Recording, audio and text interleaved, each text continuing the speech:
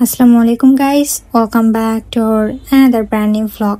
তো আমাদের আজকের ভ্লগের প্ল্যানটা একদম র্যান্ডমলি করা হয়েছিল এবং প্ল্যানটি ছিল বগুড়া বাণিজ্য মেলাতে যাওয়া।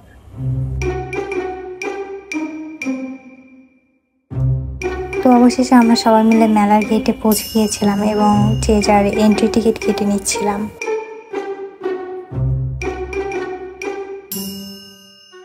তো চলুন এবার পুরো মেলাটা ঘুরে দেখা যাক।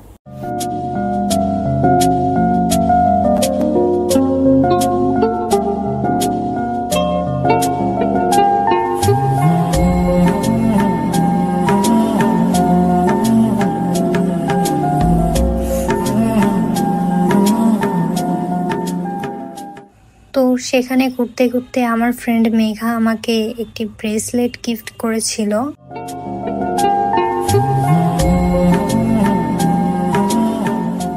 তো অবশেষে মেলাতে ঘোরাঘুরি শেষে আমরা সবাই মিলে ডিসাইড করেছিলাম দ্য বেক রুমে যাওয়ার জন্য, কারণ সেখানে নির্দিষ্ট 4টি পিজার উপর পোগো অফার চলতেছিল। তাই অফারটি মিস না করতে আমি এবং আমার ফ্রেন্ডরা মিলে সবাই চলে গিয়েছিলাম দ্য ব্রেক রুমে।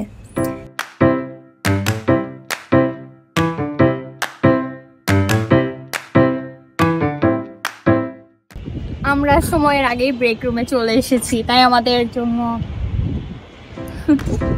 আমরা আসলে ব্রেক রুম খোলার 30 মিনিট আগেই সেখানে পৌঁছে গিয়েছিলাম, তাই আমরা ব্রেক রুমের ছাদে কিছুক্ষণ ওয়েট করতেছিলাম। তারপর সেখানে 30 মিনিট ওয়েট করার পর আমরা চলে গিয়েছিলাম দ্য ব্রেক রুমে এবং সেখানে গিয়ে প্রথমেই দ্য ব্রেক রুমের পোগো অফারটি আমাদের চোখের সামনে পড়েছিল।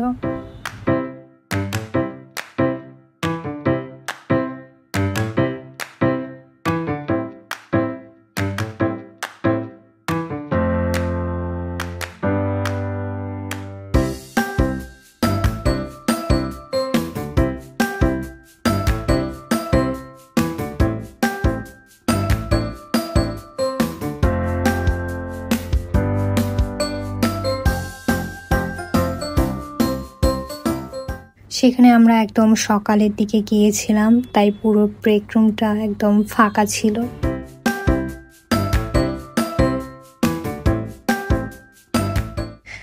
তারপর আমি ব্রেক রুমের মেনু কার্ড থেকে সেই 4টি পিজার ভেতর অ্যালফ্রেডো পিজাটি অর্ডার করেছিলাম, কারণ এটি আমার অনেক ফেভারিট। আমরা 10 ইঞ্চিটা অর্ডার করেছিলাম 469 টাকায়।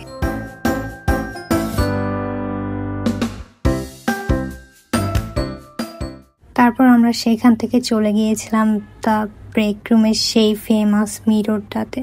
সেখানে গিয়ে আমার এই বিড়ালটির সাথে দেখা হয়ে যায়।